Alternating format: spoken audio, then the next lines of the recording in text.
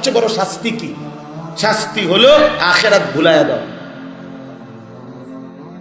বিশ্বাস করে সূরা হাশরের মধ্যে আছে, ওয়ালা তাকুনু কাল্লাযীনা নাসুল্লাহা ফাআনসাহুম আনফুসাহুম। এই আয়াত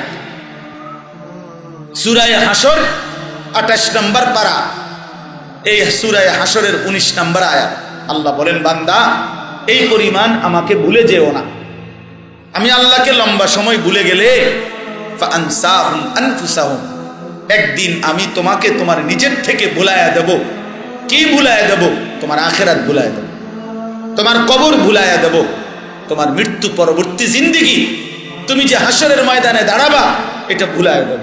আর কোনোদিন মনে পড়বে না 365 দিন এক বছরে কোনোদিন ফজরের নামাজ পড়লা না বান্দা, হতে পারে একদিন আমি আল্লাহ নারাজ হয়ে টোটালি আখিরাত ভুলায়া দেব। 30 বছর মিথ্যা বলতেছ, 30 বছর সুদ খাইতেছ, 30 বছর ওজনে কম দিতেছ, প্রতিদিন নাচ গান টেলিভিশনে নর্তকীর ছবি দেখছ, যুবক সারা রাত উলঙ্গ ছবি দেখো, মা আর বোন দিনভর বছরের পর বছর বেপর্দা চলে, হতে পারে খোদার গজব পড়ছে তোর উপরে, এই জন্য আর কোনো দিন তোরে আখিরাত মনে করায় না। নাহলে মুসলমানের ঘরে জন্ম নিলে, আল্লাহ চিনলে এতদিন নাফরমানি করতে পারে না। মুসলমান 365 দিন এক বছর টানা মুসলমান আল্লাহকে ভুলে থাকতে পারে না। একটা বছর কোনোদিন ফজরের নামাজ পড়ো নাই, তুমি কেমন আল্লাহরে ভুললা? প্রতিদিন তুমি নারী দেখো, ছবি দেখো, নাচ দেখো, তুমি আল্লাহকে কেমন ভুললা? প্রতিদিন যে ব্যবসায়ী ওজনে কম দেয় সে মালিককে কেমন ভোলাটা ভুলছে? কোনদিন যে 5 ওয়াক্ত নামাজ পড়ে না সে আল্লাহকে কেমন ভুলছে? বলেন, মূল কথা হলো তার উপরে খোদার লানত পড়ছে। এজন্য সরাসরি কোরআনে আছে, ইবলিস আল্লাহকে হুকুমে সেজদা দেয় নাই।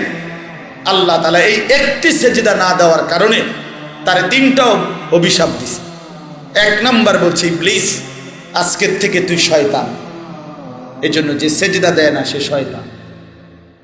2, ইবলিস ফখরুজ ফাইন্নাকা রাজিম, তুই বের হ আমার দরবার থেকে, তুই অভিশপ্ত রাজিম, এজন্য যে সেজদা দেয় না সে রাজিম, অভিশপ্ত। 3 নাম্বার আল্লাহ বলছে, ওয়া ইন্না আলাইকা লানাতা ইলা ইয়াউমিদ্দিন। এই বেনামাজি যুবক শোনো, আল্লাহ বলছে ইবলিস তুই সেজদা দিলি না, তো আজকে থেকে নিয়ে কিয়ামত দিবস পর্যন্ত তোর উপরে আমি আল্লাহর লানত, আল্লাহর লানত, আল্লাহর লানত, আল্লাহর লানত, তোর রূপে খোদার গজব, খোদার গজব, খোদার গজব তোর। এজন্য বেঈমান মনে রাখিস, সুখ মিলবে না। এ বেড়িয়ে চাইবা হারা জীবন, নর্তকীয়ে দেখবা, উলঙ্গ ছবিয়ে দেখবা, আর এই চুলে ফিরাইবা, পৃথিবীর কোনো কামে লাগবে না। একবার জামা বদলাইবা, একবার শার্ট বদলাইবা, একবার প্যান্ট বদলাইবা, একবার জুতার ডিজাইন বদলাইবা, একবার চুলের ডিজাইন বদলাইবা, আর একবার অসৎ বন্ধুদেরকে নিয়ে ঘন্টার পর ঘন্টা নারী উলঙ্গ ছবি, অসভ্য আর নোংরামিতেই জীবন শেষ করে দিবা। পৃথিবীর আর কামে লাগলা না, আখিরাতের কামেও লাগবে। মানুষও না, জানোয়ারও না, পায়জামাও না, শার্টও না, হাফ প্যান্টও না, ফুল প্যান্টও না। হ্যাঁ হ্যাঁ, হাসি দিয়ে উড়াই দিও না। ভেবে দেখো বন্ধু, তুমি কি কামে লাগছো? একজন সুস্থ স্বাভাবিক মানুষের জীবন উদ্দেশ্য শুধু এই চুল ফিরানো? এটা একটা জীবন হইলো? এটা একটা কাজ হইলো? ভাই কর বুঝিয়ে সারাদিন বইয়ে বইয়ে চুল ফিরা, এটা একটা জিন্দিগি? আমরা তো ঘন্টা না, মিনিট পর্যন্ত গুণনা চলি। মিনিট পারি না, সেকেন্ড ভাগ করতাম। সময় এতটা ব্যস্ত থাকি যে আলহামদুলিল্লাহ, আল্লাহর দয়া, আল্লাহর দয়া। উদাহরণস্বরূপ বললাম, যারা দিন নিয়ে ভাবে, আল্লাহর পথে থাকে, তার পুরাটা সময় আলহামদুলিল্লাহ আখিরাতের ফিকিরেই লেগে থাকে। এই জন্য আমার এই প্রসঙ্গের কথা শেষ। দোস্ত, আমি এটা বুঝাইতে চাইলাম, আমরা এটা অনুরোধ করতে চাইলাম, যে জীবনের কদর করা উচিত। বাবারা, ছেলেরা, আপনি আপনার স্ত্রী সন্তান নিয়ে কি করছেন, আপনার জিম্মাদারি কি, এটা অভিভাবকরা ভাইবেন।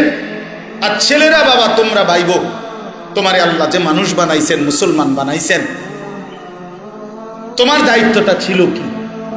তুমি কতদিন হয় আল্লাহকে ভুলে গেছো? কতদিন হয় সেজদা ভুলে গেছো? কতদিন হয় নামাজ ভুলে গেছো? কতদিন মনিবকে সেজদা দাও না? আহ, যে কপালে সেজদা নাই তার উপরে লানত, যে কপালে সেজদা নাই সে রাজিম, যে কপালে সেজদা নাই সে শয়তান। সে মানুষ, সে মানুষ